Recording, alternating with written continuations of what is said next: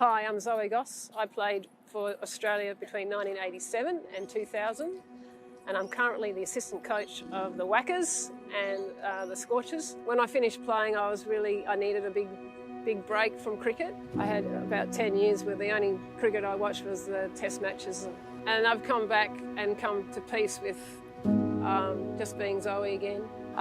World cricket had just started. Kerry Packer had just disrupted the status quo, and all the kids were playing cricket out on the street. And my principal wouldn't let me, so my mum rang up the WACA and said, are there any women's teams or girls' teams? And there was a women's side, and I ended up playing sort of as an 11-year-old with 20-year-olds. Early mornings doing your gym, you went to school or work, and then you had your skills in the afternoon or your second session.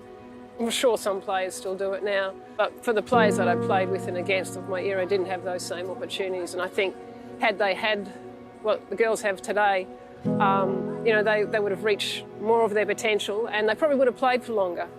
You know, because there was points in your career when you're like going, this might be time to start a mortgage. Oh, and there's a big appeal there, so I think that she's got him. Zoe's got him.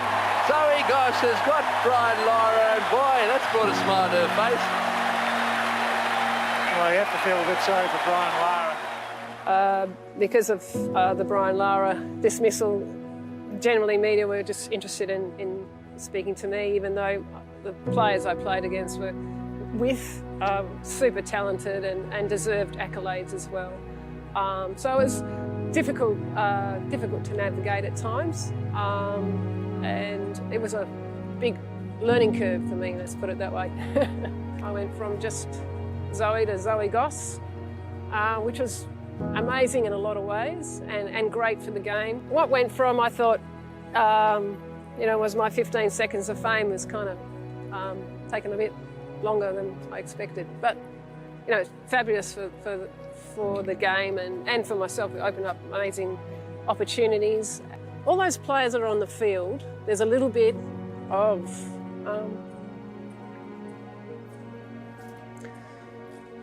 all the previous players that have played.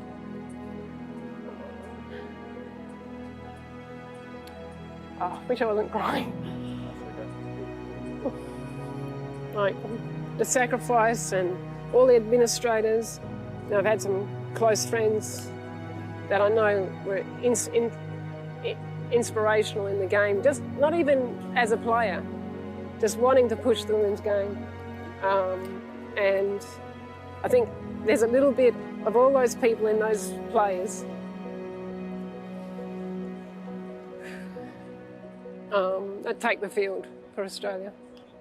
When I go on the 23rd of February, I'll be sitting there thinking, I was here when I was 16 watching a women's match, and here I am at the ripe old age of 51 and still enjoying it as much as I did then and appreciating the game.